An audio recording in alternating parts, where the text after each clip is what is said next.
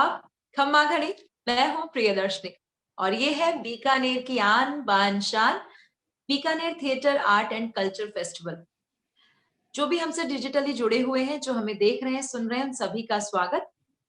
Cinema के बीच से रंगमंच करने की चाह, सिनेमा के बीच से रंगमंच करते रहने की चाह। आज इस विषय पर हम बात कर रहे हैं और बात कर रहे हैं अजीत सिंह पालावत जी से, जो रंगमंच और सिनेमा के अच्छे अभिनेताओं में शुमार है। रंगमंच के अलावा आपने इन्हें कई फिल्मों में देखा होगा।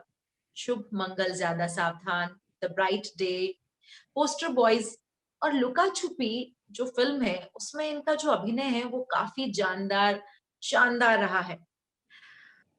Meta 2016 best actor critic choice award से नवाजा गया है इनको। विनोद दोषी फेलोशिप से नवाजा गया है इनको। तो अजीत सिंह पालावत जी आज हमारे साथ हैं। अजीत जी, कैसे हैं आप? नमस्कार प्रियदर्शनी जी, और कला रंग जो फेस्टिवल है उन सभी दर्शकों श्रोताओं को मेरा नमस्कार। मैं बहुत अच्छा हूँ। अच्छे लग रहे हैं। और आप जब हम आपको स्क्रीन पे देखते हैं, इवन मुझे याद है जब मैं आपको मंच पे भी देखा करती थी, तो आप पता नहीं कैसे हो, लेकिन आपको देखने वाला हर दर्शक बड़ा ही अच्छा फील करता था उस समय, आपकी धन्यवाद। दमदार आवाज, आपके अभिनय से। मुझे मुझे ये सुन के बहुत बहुत अच्छा लगा सच में। हाँ। काफी टाइम बाद हम लोग ऐसे मुखातिब हुए, ऐसे मिले, अच्छी बात है। अच्छा जी। अच्छा, रंगमंच में कैसे आने हुआ? क्योंकि मुझे याद है उस टाइम भी तुम्हारी और मेरी हमारी इतनी बातचीत नहीं होती थी कि मैं पर्सनली पूछ पाऊँ कि अजीत रंगमंच में कैसे आना हुआ। तो आज क्योंकि हम इस मंच पर हैं, Bikaner theatre art and culture festival के मंच पर हैं, कैसे आना हुआ रंगमंच में? आ, रंगमंच में कैसे आना हुआ? मैं अक्सर हमारे जो साथी हैं, मैं अपने एनएसडी के बैच की बात करूं या जिनके साथ मैं थिएटर करता आया जयपुर में, हमारे अपने ग्रुप की, तो मैं कई बार एक बात कहता हूँ कि जो किरदार हैं लिखे गए नाटकों में, जो भी नाटक है वो अपने कलाकार चुनता है। मतलब अब ये मेरा अपना एक विश्वास है या कुछ कहिए, लेकिन मुझे लगता है कि कोई कहानी, कोई नाटक, कोई किरदार है जो इस यूनिवर्स में लिख करके जिसने छोड़ दिया राइटर ने, वो ढूंढता है अभिनेताओं को। तो वैसे ही रंगमंच का भी मेरे लिए शायद ऐसा ही मैं कहूँगा कि उसने चुना मुझे अपने लिए, मेरे लिए अपनी जगह बनाई वहाँ, और वो लगातार चलता रहा। ये तो हुआ एक थोड़ा सा बनाया हुआ जो आपको सुंदर सुंदर सा जवाब। लेकिन अगर मैं फिलॉसफी। प्रैक्टिकल लेकिन अब प्रैक्टिकल बात ये इस चीज को सच मानते हुए कि मैं कुछ 8-9 साल का रहा हूँगा। तो जो नानी के यहाँ पे छुट्टियां बिताने का वक्त रहता है गर्मियों में, तो सभी मासियाँ, मामा, उनके बेटे वगैरह इन सबके साथ वक्त बीतता है गर्मियों में। तो जो मेरी मासी हैं, वो उनके पति मेरे मौसा जी आर्मी बैकग्राउंड से हैं। अब तो रिटायर हो गए, लेकिन उस समय वो आर्मी में थे। तो उनके वहाँ पे लेडीज़ क्लब्स होते थे। तो साल भर वो उन लेडीज़ क्लब्स में कुछ एक्टिविटीज़ मासी करती रहती थी। तो वो जब छुट्टियों में हम मिलते थे, तो उसका वापस से रीएनैक्टमेंट होता था हम सभी के मनोरंजन के लिए। तो मेरी मासी को वो करते देखता था, और उसके लिए जो उनको तारीफ़ मिलती थी, हँसी जो वहाँ पे हमारे उस ननिहाल के उस पूरे ग्रुप में गूँजती थी, वो मुझे बड़ी अच्छी लगती थी। मुझे लगता था मासी कुछ तो कमाल करती है। फिर जब हम अपने शहर आते थे छुट्टियों के बाद में, तो जो बाल सभा का जो कल्चर था जयपुर में, स्कूल्स में जो अक्सर अभी सभी स्कूल्स में होता है, वहाँ पे मैं फिर वो मासी का देखा हुआ कुछ भी एक इनेक्टमेंट, कुछ भी एक स्किट वापस से उस बाल सभा में रिक्रिएट करता था, जितना मुझे याद रहता था। मैं और मेरा छोटा भाई, वो भी एक्टर है, राजवीर सिंह, तो हम लोग मिलके वो करने लगे। और जो साथी थे, स्कूल के टीचर्स थे, उनकी तरफ से बहुत प्रेज़ मिलता था। तो शुरुआत वहाँ से हुई थी। फिर उसमें जुड़ाव जो आगे बढ़ती चीज़ें गई, वो ये कि हमारे जो प्रिंसिपल थे एसएस जैन सुबोध स्कूल के, रघुनंदन शर्मा जी ने एक ऐसा, या महिपाल सिंह जादौन, बस एक ये मिस कर रहा हूँ कुछ एक बचपन की याद में। इन दोनों में से किसी ने तो एक सिस्टम शुरू किया था कि जिस भी क्लास में आखिरी के 2 पीरियड्स, कई बार टीचर्स नहीं होते हैं या किसी कारणवश उनका कुछ मीटिंग है या कुछ, तो उस क्लास को वो थिएटर देखने के लिए भेज दिया करते थे। तो ये 7th क्लास की बात बता रहा हूँ। तो रविंद्र मंच हमारे स्कूल से पास होता था, सांगानेरी गेट पे स्कूल था हमारा। तो एक बार हमारी क्लास को भी ये मौका मिला कि रविंद्र मंच पे आज पूरी क्लास जाएगी। तो वहाँ जब हम पहुँचे, तो हमें पहले लगा कि एक फ़िल्म हॉल जैसा कुछ एक बड़ी-सी बिल्डिंग है, बॉक्स ऑफिस लिखा हुआ एक है, तो देखे हुए थे पिक्चर तो पता था कि ये तो फ़िल्म हॉल है, आज तो फ़िल्म देखने वाले हैं। अंदर गए तो वो कुशन-नुमा जो गद्देदार वहाँ पे जो बिछावट थी कालीन, वो भी वैसा ही फ़ील था, कुर्सियाँ भी उसी तरह से नंबर डिवीज़न हो रखे थे। और राज मंदिर आपने अगर देखा हो जयपुर में, तो वहाँ तो स्लिट करके ऊपर-ऊपर जाता है, तो वहाँ पे भी पर्दा, तो मुझे लगा आज तो फ़िल्म देखी जाएगी साहब। लेकिन जब वो खुला तो एक बड़ा-सा एक ब्लैक होल जैसा कुछ एक था, जहाँ पे कुछ दिखाई नहीं दे रहा, अंधेरा। हमें लगा अब फ़िल्म शुरू होगा, प्रोजेक्टर पे अब शुरू होगा, अब शुरू होगा। लेकिन सडनली लाइट आया विंग से और एक आदमी दौड़ते हुए स्टेज पे आया रवींद्र मंच पे, उसके हाथ में छाता और उसने एक डायलॉग कहा अपने विंग्स में देख कर के कि जल्दी छाते के नीचे आ जा, देख रात कितनी ज़ोर से गिर रही है। अब हम 7वीं क्लास के बच्चे सब लोग हँस दिए इस बात पे कि रात भी कभी गिरती है, छाता खोल के बैठा है, बारिश होती है छाते के लिए तो। लेकिन वो थोड़ी देर बाद वो इस तरह से असर करने लगा कि हम सभी लोग एक पिन ड्रॉप साइलेंस में पूरा नाटक देखने लगे। और वहाँ हमें पता चला कि जो मासी करती थी स्किट, उसका भी एक और वर्ज़न होता है। हम सारे जो दोस्त थे हमारे जो एक ग्रुप हमारी मंडली हुआ करती थी जयपुर हमारे स्कूल में, वो सब जब दूसरे दिन मिले तो बोला यार कल कुछ कमाल ही था। फिर हम लोगों ने कुछ अपने ही उस बाल सभा में और चीज़ें बढ़ाना शुरू किया। फिर एक जनसंख्या नियंत्रण पे हमने एक नाटक लिखा खुद ही ने, उसको हमने खेला। तो वहाँ से वो शुरुआत का बीज वहाँ से पड़ा और उसमें बहुत बड़ा योगदान जो दर्शक हमेशा से ही रहे, उन्होंने जो सराहना दी, जिस तरह से उन्होंने एक्सेप्ट किया, वो चीज़ें स्वाद लग गया वो। और फिर वहाँ से बस वो बढ़ती चली गई और फिर वो वैसा ही है कि गहरे समंदर की तरह कि जितना उसके बारे में जानते गए और गहरा गोता और गहरा गोता और 7 क्लास का जो असर था, वो आपको जी। लेकर आया रंगमंच की दुनिया में। हाँ, बिल्कुल। मेरी मासी का बहुत काशी बड़ा योगदान होता हुआ बिल्कुल।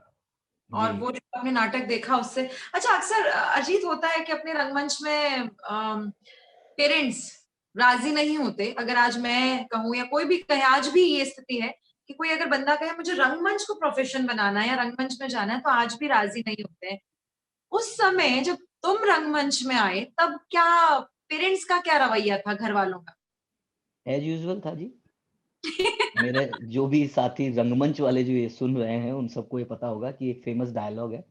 हर परिवार में वो उस स्क्रिप्ट में लिखा जा चुका है। बोला कि भई बेटा तुम ऐसा क्या कर रहे हो? हाँ? शाम में निकलते हो, देर रात आते हो, घर को तो तुमने सराय समझ रखा है, होटल समझ रखा है, बना-बनाया बिस्तर मिल जाता है, काम करने के लिए एक माँ है, जो रोटी बना के खिला रही हैं, तुम्हारे कपड़े धुल रहे हैं, ऐसा क्या कर रहे हो? तो ये सब कुछ वैसा ही शुरू हुआ था हमारी ज़िंदगी में भी हुँ, और जब उनको ये पता चला कि ये अभिनय वाली चीज़ है, जिसको वो डांस से रिलेट करते हैं। डांस ज़्यादा फ़ेमस है हमारे यहाँ पे रादर रंगमंच कोई जानता हो। नाटक करने को भी वो यही कहते हैं कि स्टेज पे तुम ठुमकते हो, ठुमके हुँ, लगाते हो। तो हुँ, ये सब सुने थे हमने और शायद मुझे ये लगता है कि ये उनका ये जो कंसर्न है, जो एक चीज़ है, उसमें अब तो शायद बहुत बदल गया। हम जब उस एज में जब शुरू कर रहे थे तब ज़्यादा था, कि वो प्रोफ़ेशन बोल कर के उतना स्ट्रॉन्ग तब नहीं थी ये चीज़ें। हुँ, जैसे डॉक्टर, इंजीनियर या आर्मी का या कुछ भी और दूसरा प्रोफ़ेशन कहिए, वैसा इसके बारे में उनको ये लगता था कि ये टाइम पास वाली जगह है। तो उनका हुँ, कंसर्न शौकिया। एक पॉइंट तक ठीक था कि आप अपना सर्वाइवल कैसे देखोगे? आप क्या करोगे क्या जिससे आप अपना जीविका चला सकते हो, आजीवन आपका चल सकता है वो। तो उस कंसर्न में उनकी बात लेकिन धीरे-धीरे मेरे साथ अच्छी चीज़ ये रही कि अगर मेरे पिताजी मुझे ज़्यादा टोकते थे, कि नहीं आज रिहर्सल पे नहीं जाएगा, थोड़े से गुस्से में, तो मेरी माँ मेरा सपोर्ट करती थी कि जाने दो ना क्या दिक्कत है, हुँ, अगर कर रहा है कुछ तो। मेरी माँ अगर कभी टोक दी थी बाई चांस उन्हें कुछ काम होता था घर में, तो मेरे हाँ, पिताजी हाँ, सपोर्ट में आते थे कि जाने दे ना क्या दिक्कत है। तो हाँ। मेरा बहुत लकी मैं कहूँगा इस मामले में उन दोनों के सहयोग की वजह से शायद मेरा वो धीरे-धीरे फिर एक छोटा भाई भी वो भी एक्टिंग में ही था, तो हम दोनों ही उस चीज़ को लेकर के उस वक़्त एक अलग चीज़ था वो एक उसकी तरफ जो हमारा जो रुझान था वो एक अलग तरीके से था। लेकिन वो माँ-पिताजी का दोनों का ऐसा बैलेंस था सीसॉ कि हम आराम से उसपे झूल पा रहे थे। तो वहाँ से वो चलता चला गया। ये अच्छी बात है कि पेरेंट्स का आपको ऐसा वो मिला कि आप आराम से अपना बिल्कुल। रंगमंच कंटिन्यू कर पाए। रंगमंच आप कर रहे थे जयपुर में और आपने एनएसडी जाने का फैसला किया, तो ये फैसला आपका खुद का था या किसी के प्रभाव में होता है ना कि किसी से प्रभावित हुए और फिर नहीं, लगा कि यहाँ से खुद को चेंज किया जाए? अ, मेरी जो भी छोटी रंग यात्रा अभी तक की रही है, उसमें एक टाइम तक सब कुछ मेरे अपने ही निर्णय थे, हुँ, जिसमें जैसे माता-पिता का मैंने कहा, जी। भाई का कहा कि उनका छोटा सपोर्ट मेरे साथ हमेशा रहा, हुँ, सबसे ज़्यादा। लेकिन 9वीं कक्षा में मैगज़ीन में हमने स्कूल में एक मैगज़ीन आता था वहाँ पे रेगुलर, उसमें इरफ़ान साहब का एक इंटरव्यू था। हुँ, तो वो पढ़ने का मैं था, तो इरफ़ान साहब के बारे में पता चला कि वो थिएटर करते थे। हुँ, जयपुर से उनका ताल्लुक था, मेरे घर से कुछ आधा किलोमीटर दूर उनका घर हुआ करता है। तो वो एक बड़ा ही एक अच्छा लगा कि यार ऐसा भी कोई एक है, फ़िल्मी दुनिया में आ चुके थे तब तक। बोला वो ऐसा कुछ है जिन्होंने ये थिएटर पढ़ा है। तो उनके उस इंटरव्यू का एनएसडी के बारे में बहुत कुछ था। तो मैंने वो जाना, तो मैंने डायरेक्टरी से एनएसडी का नंबर निकाला 9वीं कक्षा में और उनको फ़ोन किया कि मैं ऐसे-ऐसे थिएटर करता हूँ जयपुर में और मुझे एनएसडी आना है। तो उन्होंने बोला आप क्या करते हैं? मैंने बोला मैं 9वीं कक्षा का छात्र हूँ।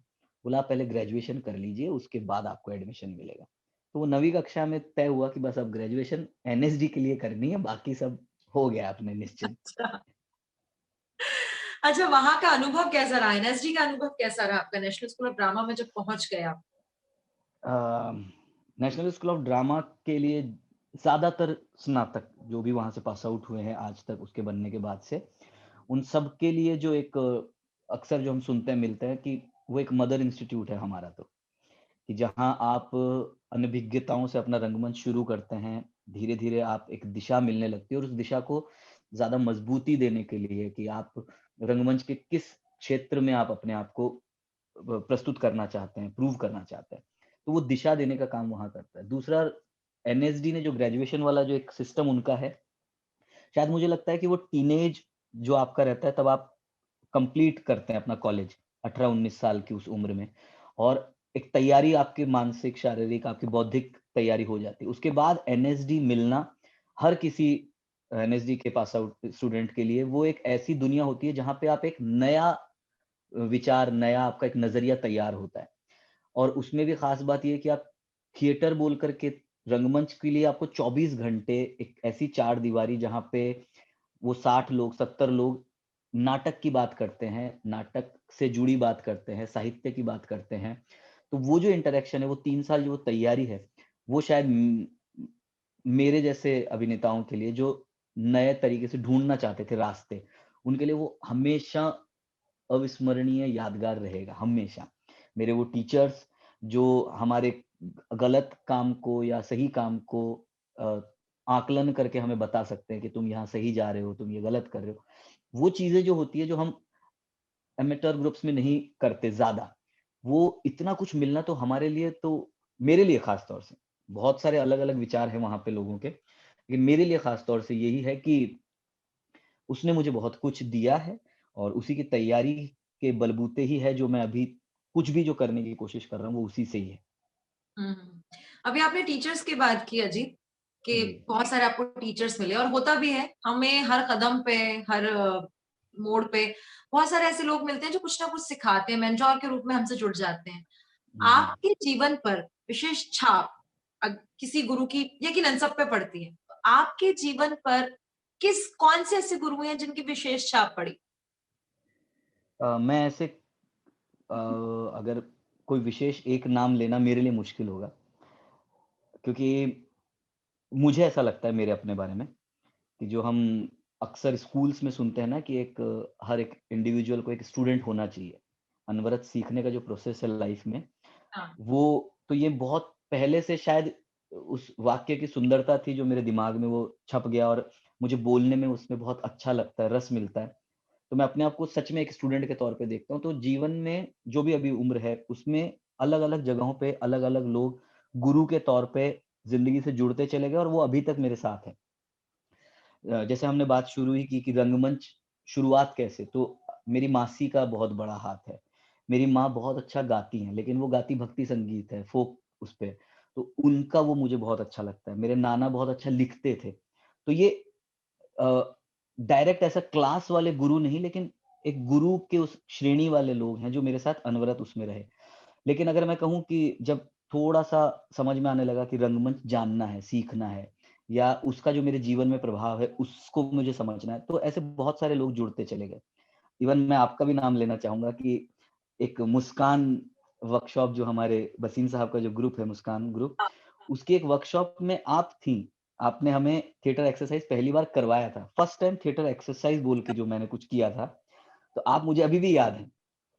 तो ऐसे बहुत सारे लोग हैं, लेकिन विशेष जिन लोगों के पास में अपने अनुभव से जो एक ज़्यादा जमा पूँजी जो तैयार थी, जिनसे मैं अभी भी राय-मशवरा करता हूँ या अपने आप को जब कभी ऐसा लगता है कि कहीं अटका हूँ, वैसे बहुत सारे नाम हैं। जयपुर इप्टा का बहुत बड़ा हाथ है मेरे उसमें, कि उस ग्रुप ने मेरे साथ जो लोग रहे, अक्षय, राहुल, राहुल ठाकुर, अनफॉर्च्यूनेटली उनका देहांत हो गया था उस वक़्त, बहुत ही यंग एज में। तो वैसे लोग मेरे साथ वो जुड़े रहे। फिर मैं जो हमारे एस वासुदेव सर हैं, उनके साथ में मैंने एक नाटक किया, तो वो मुझे पहली बार पता लगा। शहज़ोर अली जो एक हमारे जयपुर के हैं, उन्होंने मुझे स्टेज पे वो जो सो कॉल्ड ब्लॉकिंग वाला जो एक सिस्टम होता है ना कि इधर से आके इधर से जाते हैं, तो वो पहले शख्स वैसे वो लोग रहे हैं। फिर उसके आगे जब मैं जयपुर में थिएटर करता रहा और एनएसडी जाने की जब तैयारी की 2006 में, उसके बाद जब नहीं हुआ उस साल, जब वापस लौटा तो साबिर खान साहब का बहुत ज़्यादा प्रभाव पड़ा। उनके उस रंगमंच का क्योंकि मैं उन तक कभी पहुँच नहीं पाया था, जयपुर के उन रंगमंच के दौर में, लेकिन जब एनएसडी वर्कशॉप के बाद जो मेरा 1 साल जयपुर में तैयारी के लिए बीता, नाटकों में बीता, वो साबिर सर के गाइडेंस में बीता। तो वहाँ से एक और मुझे कुछ फ़र्क पता चला कि हाँ, मेरी ट्रेनिंग में इस गुरु का बहुत बड़ा हाथ है। जो मेरा अभिनय है, जिस तरीके का मैं चाहता हूँ, तो साबिर सर का बहुत, बहुत ज़्यादा योगदान है। इप्सिता का बहुत ज़्यादा योगदान है क्योंकि वो एक ऐसी मेरी अ अ, क्रिटिक है या एक ऐसी दोस्त मेंटर है कि वो उन दिनों से है जब हम एनएसडी की तैयारी साथ में कर रहे थे। हुँ, तो जितना भी इसके बारे में जो पठनीय चीज़ें हैं, जो पढ़ना ज़रूरी है नाटक के लिए, सबसे पहले जो लिखने की किताबें जो मुझे बताया वो इप्सिता ने बताया। उसके बाद मेरी लाइफ में हमारे एक टीचर और रहे हैं जो स्कूल, कॉलेज के दिनों में थे, राकेश शर्मा, जिन्होंने मेरे व्यक्तित्व में बदलाव किया। अभी जो मैं थिएटर कर रहा हूँ, उसमें मोहित टाकलकर, अभिषेक मजूमदार, इनका बहुत बड़ा नाम है। एनएसडी के जो टीचर्स हैं, कीर्ति जैन, अनुराधा कपूर, रॉयस्टन एबल, आदिल हुसैन, कावलमन पणिक्कर साहब, ये इतने सारे नाम फिर जुड़ते चले गए। तो साबिर सर की उस ट्रेनिंग के बाद इन लोगों का आना ज़िंदगी में, वो बहुत अलग। तो मेरे लिए गुरुओं की श्रेणी में बहुत रिचनेस है, मैं ऐसा कह सकता हूँ कि मेरे उसमें बहुत सारे ऐसे नाम हैं कि मैं कभी कहीं अटका, कुछ डगमगाया या कहीं मुझे कुछ क्लियरिटी नहीं हुई है, तो उसमें मुझे वो साथ दिया है। छोटे-छोटे दौर में बहुत सारे लोग जुड़ते चले जा रहे हैं। अभी ग्रुप के कई लोग हैं जो मुझसे जुड़ते चले जा रहे हैं, उनसे पता चलता है कई चीज़ें नई-नई। जी। कहते हैं ना कि चींटी भी हमारी गुरु होती है क्योंकि वो हमें लड़कर जीतना सिखाती है। तो ट्रू, गुरु तो हर कोई होता है, इसीलिए मैंने कहा कि हमें हर कदम पे, हर मोड़ पे गुरु मिलते हैं, ये बात सही है, लेकिन कुछ विशेष गुरु होते हैं जिनकी छाप हमारे ऊपर रहती है। ये बहुत अच्छी बात है अजीत कि आप इतने गुरुओं से नवाज़े हुए हैं और ये बनी रहे आप पे ये जो लास्टिंग है। अच्छा अजीत बहुत सारे प्लेस किए हैं तुमने अराउंड 35 या उससे भी ज़्यादा किए होंगे जहाँ तक मेरी नॉलेज है। अ, कौन-सा प्ले ऐसा है जो आज भी आपके दिल के बहुत करीब है या उसकी यादें आज भी आपके ज़हन में? अम, प्रियदर्शिनी मतलब मैं मुझे पता नहीं सुनने वालों को क्या लगेगा कि जो मेरा जवाब है वो उनको सैटिस्फाई नहीं लेकिन उनके दिमाग में क्या छाप छोड़ेगा। लेकिन मेरे साथ बहुत ज़्यादा वो है कि मैंने जो-जो काम अभी तक किया है, मैं उनके किरदारों के नाम अच्छे से जानता हूँ। ज़्यादातर का मुझे प्रोसेस याद है। उन रिहर्सल्स की कुछ बातें याद है, तो ये मेरे लिए आइडेंटिफ़ाई करना कि ये वाला नाटक मेरे लिए बहुत ज़्यादा वो है, वो थोड़ा-सा मुश्किल है क्योंकि हर एक की कुछ ना कुछ मेरे साथ अभी तक यादें हैं। हुँ। इप्टा के नाटक हों या बाद में साबिर सर के साथ किए गए नाटक हों, हर एक नाटक का एक अलग ही मेरे दिमाग में एक वो है छाप। अगर आप ये इस जवाब के लिए अगर मैं अगर थोड़ा और ऐसे छाँट के कहूँ तो कुछ नाटक हैं जिसमें लोगों ने ज़्यादा एक्सेप्टेंस मतलब अपना हाथ खोल के बाहें फैला के जो स्वीकार हुँ, किया, मेरे हुँ, किए गए चरित्रों को, उनके नाम मैं बोल सकता हूँ कि शायद मैं हूँ यूसुफ और ये है मेरा भाई, हुँ। गजब कहानी, अंधा युग। मुश्किल है मेरे लिए वो नाम ऐसे स्पेसिफिक लेना लेकिन हाँ, ये कुछ नाटक हैं जो बहुत ज़्यादा विरासत, ये कुछ नाटक हैं जो उस श्रेणी में ऊपर के दर्जे से शुरू कर सकता हूँ गिनती ऐसे। जी। अच्छा अजीत आपने इतने सारे नाटकों का नाम लिया और आपने एनएसडी में बहुत किए होंगे, जयपुर राजस्थान में भी बहुत सारे किए हैं। एनएसडी जाने के बाद आपने फिल्मों का रुख किया, आपने सिनेमा की ओर रुख किया। तो आप, क्योंकि रंगमंच के भी अभिनेता हैं और फिल्मी सिनेमा के भी अभिनेता हैं आज की तारीख में, तो आप क्या बेसिक अंतर पाते हैं सिनेमा और रंगमंच? अभिनय की बात करें, डायरेक्शन की ये बात करें, बेसिक अंतर आपको क्या लगता है? ये सवाल मतलब अभी भी हमारे दिमाग में गूंजता है कि सच में दोनों में फ़र्क क्या है? दोनों का मीडियम जो आप जैसे जानते हैं कि एक 70 पर्दा है और एक 30 बाय 30 का एक स्टेज है। यहाँ पे आपको देखने वाले 1000 लोगों की आँखें उन 2 घंटे में सब सारे लेंस उन्हीं की आँखों में लगे हुए हैं। चाहे close, mid, two shot, long जो भी है वो दर्शक की आँख में है और वो उसी अकॉर्डिंग देखता चला जाता है। जबकि सिनेमा की जो टेक्निकैलिटीज़ है कि किसी एक इमोशन को स्पेसिफिक दिखाने के लिए एक बड़ा लेंस लगा के उसको क्लोज़ में दिखाया जा सकता है। ये तो एक मेजर टेक्निकल उन चीज़ों के हिसाब से है। एक अभिनेता के तौर पे अगर मैं बात कहूँ तो जो रिहर्सल्स हैं हमारी, कि जहाँ पे हम किसी भी किरदार को खोजते हैं, जो अभी सिनेमा में मैं आ रहा हूँ, कोशिश कर रहा हूँ कि उस मीडियम में भी अपने आप को प्रूव करूँ। तो जो मुझे अभी तक पता चला है अपने किए गए काम में वो यही कि हमारे रंगमंच में जो एक आदत है कि हम किसी भी चीज़ को खोजने में जो वक़्त लगाते हैं 45-40 दिन का एक पूरी टीम, हमें हर सीन का एक सब कुछ पता रहता है कि ये किरदार कहाँ से कहाँ ट्रैवल करके आता है। वो सिनेमा में आपको खुद जानना पड़ता है, उसके लिए रिहर्सल्स नहीं है वहाँ पे। तो मैं अक्सर कई हमारे ग्रुप में भी बात करता हूँ कि वो जो 35 दिन, 40 दिन आपने जो रिहर्सल करके अपने किरदार को बनाया है, वो आपको सुबह दी गई स्क्रिप्ट के उन चंद डायलॉग्स में आपको तैयार करके परफ़ॉर्म करना है। क्योंकि वहाँ पे जो नाटक की ड्यूरेशन है वो 2-2, 3-3, 5-5 मिनट की होती है, कि आपको हर 5 मिनट में एक नाटक खेलना होता है और पूरा खेलना होता है। आपको वो सेटअप नहीं मिलेगा कि लाइट्स ऑफ हुए, दर्शक सेटल हो गए, विंग्स में लाइट आया, आप एंटर किए, वैसा कुछ नहीं है। 50 लोग आपके इर्द-गिर्द काम करते हैं सिनेमा के उसमें। वहाँ आपको कंसंट्रेशन बढ़ाना है, वहाँ पे आपको अपना अम, जो भी थिएटर के टर्म्स होते हैं, x, y, z, concentration, observation ये सब, वो इतना फ़ास्ट प्रोसेसर के तौर पे काम करता है ना सिनेमा में, जहाँ पे इसीलिए मैं जो बाकी के जो बड़े कलाकार हैं सिनेमा के, उनके उस काम को देख के मैं इसीलिए अचंभित और अभिभूत होता हूँ कि उनको कुछ तो एक मिला हुआ है। जो थिएटर से सिनेमा की तरफ गए हैं और अच्छा काम कर रहे हैं, उनका वो जो मानसिक और शारीरिक जो प्रोसेसर है ना, वो बहुत फ़ास्ट काम करने लगता है सिनेमा में। जबकि रंगमंच में अक्सर जो लोग कहते हैं ना कि आराम वाला है सब कुछ, आज एक सीन चलो कोई ना आज नहीं मिला तो कल हम कर लेते हैं ये। आपके एक शो में आपको एक नोट किसी ऑडियंस ने कहा कि सर आपका ये बहुत अच्छा लगा लेकिन यहाँ पे कुछ और होता तो शायद, तो आप डायरेक्टर से बात करते हो, को-एक्टर से बात करते हो और अगले शो में वो लेके आते हो। सिनेमा में वो नहीं है। आपको हुँ। जो करना है 100% उसी वक़्त दी गई स्क्रिप्ट के साथ, पूरी तैयारी, पूरे किरदार के साथ करना है। तो ये एक ऐसा अंतर नहीं है शायद जो ये जितने भी सुनने वाले हैं, देखने वाले हैं, उनको ना पता हो। लेकिन ये मैं महसूस कर रहा हूँ, मैं उनको ऐसे शब्दों में ढाल के कह रहा हूँ, कि वो प्रोसेसर जो है वो फ़ास्ट है, सिनेमा के उसमें। अच्छा, सिनेमा के लिए कहा जाता है कि ग्लैमर देता है, नेम, फेम, पैसा सब देता है, जो शायद रंगमंच नहीं देता और स्पेशली पैसा। पैसा तो रंगमंच, आप प्रोफेशनल थिएटर भी कर रहे हैं। अ, ये बात कहाँ तक सही है, या आप अगर अजीत की बात करें, अजीत सिंह पालावत, इस बात से कितना सहमत हैं? मैं नहीं हूँ इस बात से सहमत। क्या? मैं कि फ़ेम, नेम, पैसा रंगमंच नहीं देता। ये तो नेम फेम फिर भी माना जा सकता है कि पैसा, मतलब आपके हिसाब से देता है। जी। उसकी ज़रूरत कौन तय करेगा कि आपको कितने पैसे की ज़रूरत है? हुँ। सीधी बात है, जहाँ ज़रूरत आपने अपने दिमाग में तय कर ली कि हाँ, मुझे अपने आप को अच्छा दिखने, अच्छा खाने के लिए या कहूँ कि जो भी मेरी ज़रूरतें हैं, उसको पूरा करने के लिए मुझे इतना चाहिए, तो शायद आप कमा सकते हैं रंगमंच में भी।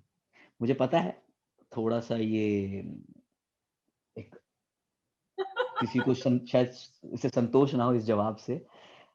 वो स्ट्रगल भी पता है, वो भी हमने सुना है, हमने अपना एक रन जो हम ग्रुप कर रहे हैं, उसमें हमें पता चलता है। हुँ। लेकिन वहीं पे जो हमारे ग्रुप के लोगों से भी बात करता हूँ या इप्सित और मैं बात करते हैं, वो ज़रूरत पे बहुत ज़्यादा डिपेंड करता है, हम्म, कि आपने अपनी ज़रूरत कितनी बना रखी है, उसमें आप कर सकते हैं। और कौन-सा रंगमंच आपको करना है, रंगमंच की अगर ख़ास बात करें, कैसा रंगमंच आपको करना है?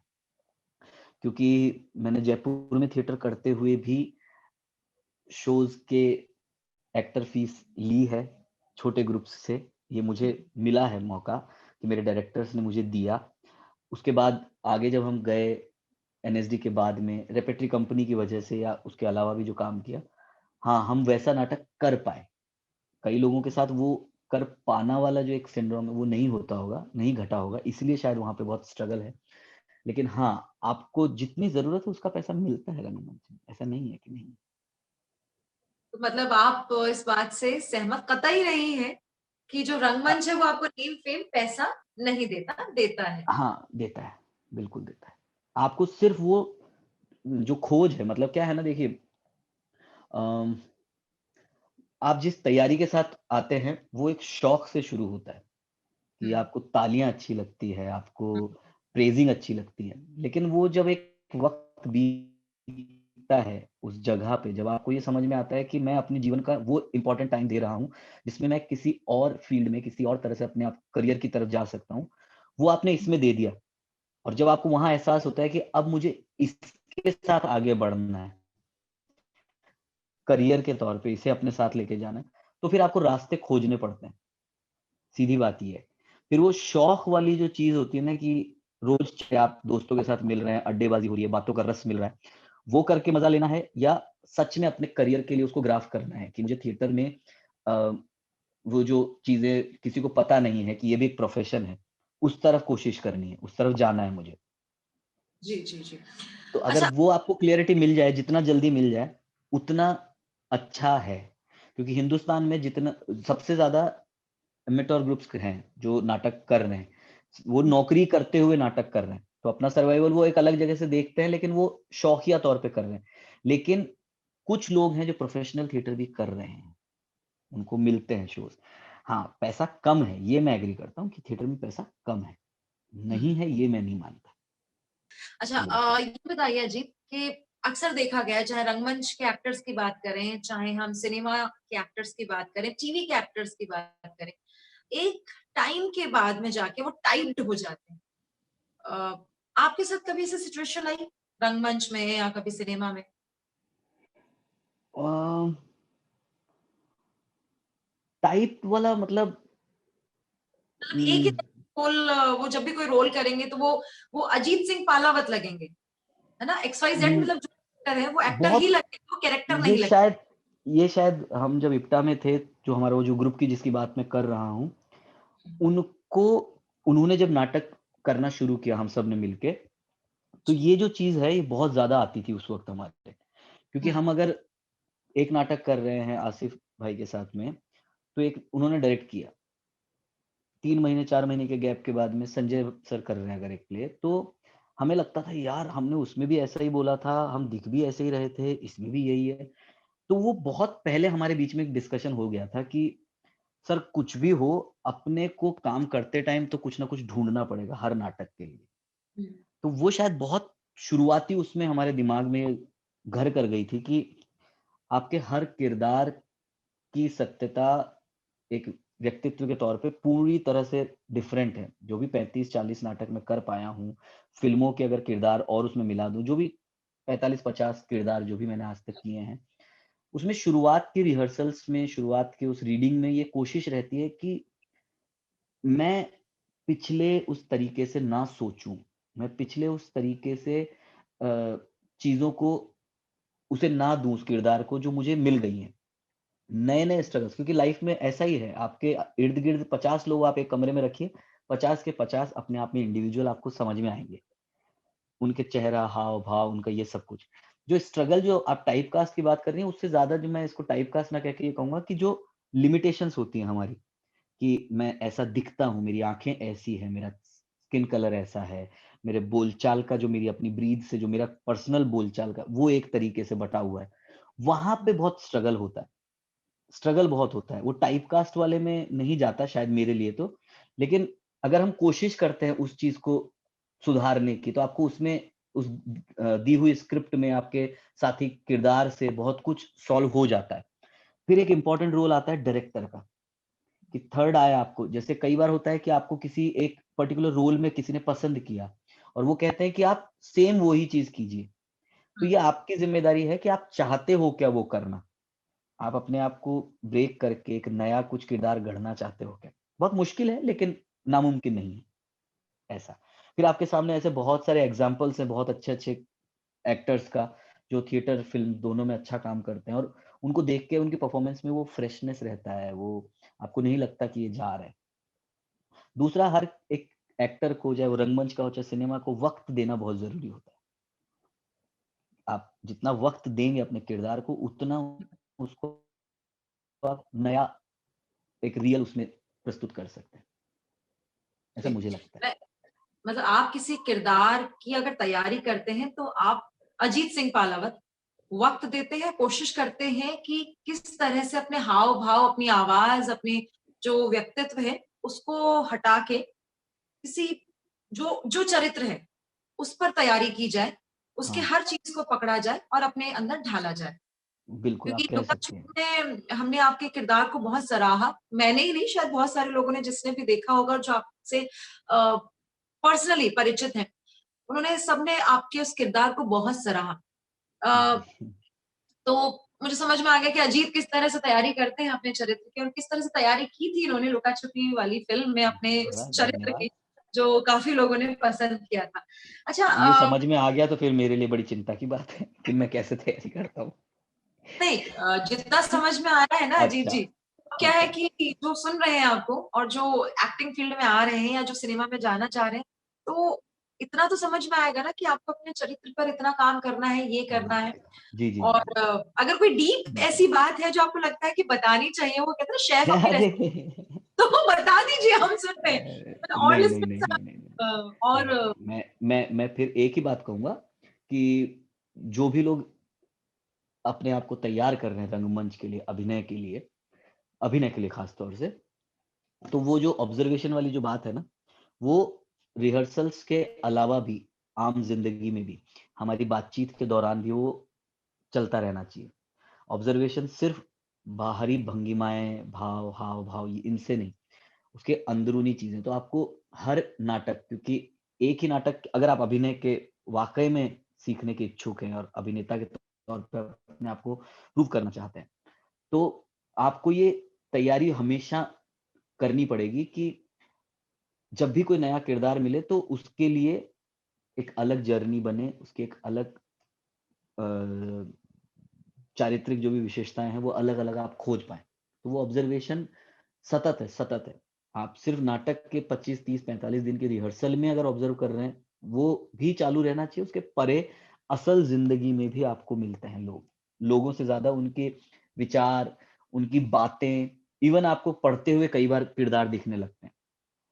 तो वो क्या हैं, उस पे ज़्यादा ध्यान देना चाहिए, वो साथ रखना चाहिए।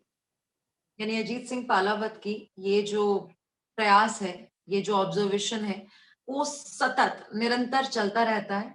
हाँ, ये मुझे लगता है, ऐसा ये लगता है। अजीत सिंह पालावत के अभिनय का एक टिप है ना? कि ये मुझे भी आज ही पता चला आपसे बात करते-करते, क्योंकि मैंने बोला मैं आप याद रखूँगा इसे। अपने अभिनय, अपने चरित्र को इस तरह से तैयार करते हो, कहते हैं ना चारित्रिक निर्माण। तो हाँ, अभिनेता का ये चारित्रिक निर्माण का एक तरीका है जो अभी अजीत सिंह पालावत ने हमारे सामने रखा। अच्छा अजीत, आपका एक प्ले था, बड़ा फेमस हुआ था कुसुमल सपना, जी, जो सपनों का अमिट सुमल नाइट सपना। रिलीज़ जी, जी, हाँ, जी, जी। उसका अडैप्टेशन था। वो अपनी डिज़ाइनिंग और जो अडैप्टेशन और उसका जो मैंने खुद ने देखा था वो और बहुत अभिभूत हुई थी। अ, अभिनय की बात करें, गायन, संगीत की बात करें, डिज़ाइनिंग की बात करें, अपने आप में एक अद्भुत था। तो वो किस तरह से आपने उसको डिज़ाइन किया? क्या वो एक विचार था? कैसे उस विचार का प्रादुर्भाव हुआ? अ, बहुत लंबी जर्नी है वो, और अभी भी हमारा वो उम, हाँ, मैं कोशिश करता हूँ जल्दी बताने की। अ, हम 2013 में हमने एक, मैं और इप्शिता हम दोनों ने एक बात शेयर की कि जब हम लोग जयपुर में थे, तो हमारे इंटरव्यूज के लिए हम तैयारी कर रहे थे एनएसडी के, तो हमने राजस्थान के राइटर्स, डायरेक्टर्स, एक्टर्स, इनके बारे में पढ़ा कि भाई इंटरव्यू में पूछ सकते हैं। तो हमें बहुत सारे नामों के बारे में पता चला कि अच्छा इन्होंने भी वहाँ से अपनी ट्रेनिंग की है, ये भी वहाँ से हैं, ये भी वहाँ से हैं। तो हम एक ही बात कर रहे थे, बोला लेकिन हमने कभी इनके साथ कोई काम क्यों नहीं किया? ये जयपुर में आके कभी कोई वर्कशॉप हमें पता चलती या कोई ऐसा नाटक होता जिसका हम हिस्सा बन पाते, ऐसा क्यों नहीं हुआ? हमें तैयारी के टाइम पता था कि एनएसडी एक बड़ा इंस्टीट्यूट है जहाँ पे नाटक पढ़ाया जाता है, सिखाया जाता है।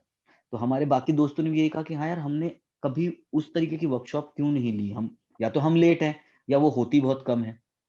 तो मैंने और इप्शिता ने 2013 में ये तय किया कि हमारी इस एनएसडी की ट्रेनिंग का कुछ प्रैक्टिस, कुछ प्रयास जयपुर में भी होना चाहिए, हम्म। कि अपने हमारे सामर्थ्य में जितना हो सकता है कि हमें वहाँ करना चाहिए। तो हमने तय किया कि हम साल में 1 वर्कशॉप, 1 नाटक, कुछ शोज़ हम जयपुर में करते हैं और जिसमें नए लोगों के साथ किया जाए। तो ये सबसे पहली शुरुआत थी। अब उसके बाद ये हुआ कि नाटक कौन-सा किया जाए, क्योंकि हम 2006-7 के बाद में 2014 में जयपुर आ रहे थे, 7 साल के गैप में। छोटी वर्कशॉप्स के कुछ दिनों की क्लासेस की थी सार्थक थिएटर ग्रुप में।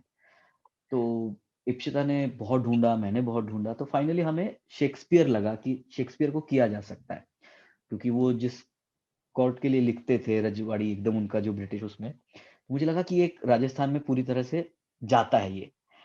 और एडैप्टेशन का ये मसला था कि हम चाहते थे कि राजस्थान का कुछ हो।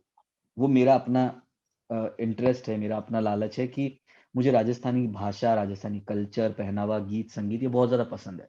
इसमें एक चीज़ ये जुड़ जाती है कि मैं जिस तरीके का रंगमंच करना चाहूँ डायरेक्ट, वो म्यूज़िकल थिएटर चाहिए मुझे। कि वहाँ पे संगीत हो, ना लाइव सिंगिंग हो वहाँ पे। वो मेरा थिएटर, मुझे मेरी पसंद का जिसमें मैं डायरेक्ट करना चाहूँ। तो इन सब के बीच में हबीब साहब का जो एग्ज़ाम्पल था मिडसमर नाइट ड्रीम का ही जो परियों वाला जो सेक्शन है, वो हमने देखा था। तो हमारे दिमाग में वहाँ से वो बीज पड़ा और इप्सिता ने जितना कल्चर राजस्थान का जानती थी, क्योंकि शेक्सपियर एक अलग तरीके से और राजस्थान को जानना, तो उसने बहुत खूबसूरती से दोनों को एक किया। अब उसमें हमें टीम बहुत अच्छी मिली जयपुर के जो नए युवा कलाकार थे, जिन लोगों ने अच्छी ट्रेनिंग पहले के नाटकों में ली थी। शायद लकीली उन्हें अच्छे कुछ मिले थे नाटक करने को। उन लोगों के ऑडिशंस के बाद में वो लोग आए, रघुवीर सर का हमें साथ मिला, जिन्होंने बहुत अच्छा संगीत तैयार किया। तो यहाँ से ये शुरुआत हुई और जितना हमने 7 साल में एज़ एन एक्टर समझा, हमने उसमें डायरेक्शन वाला बोल कर के कुछ ऐसा डायरेक्शन नहीं था। वो हर बार हमारे ग्रुप को यही कहा जाता था कि एक अभिनेता के तौर पे मैं कैसे देखता हूँ इसको, मैं एक एक्टर के तौर पे इसे कैसे परफ़ॉर्म करूँगा, वो हम अपने एक्टर्स के साथ शेयर करते थे। तो वो शायद वहाँ से धीरे-धीरे, धीरे-धीरे, धीरे-धीरे जुड़ती चली गई और एक साथ एक कलेक्टिव प्रयास जब होता है, सब एक एक ही नाव पे हो तो पार लगा जा सकता है, ऐसा लगा। अजीत जी बार-बार एक इप्सिता का नाम ले रहे हैं, तो मैं आपको बता दूँ दर्शकों कि जो इप्सिता है वो है इनकी जीवन संगिनी।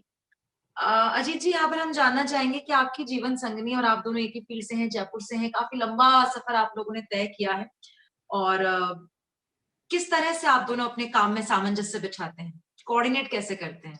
Cooperation, support?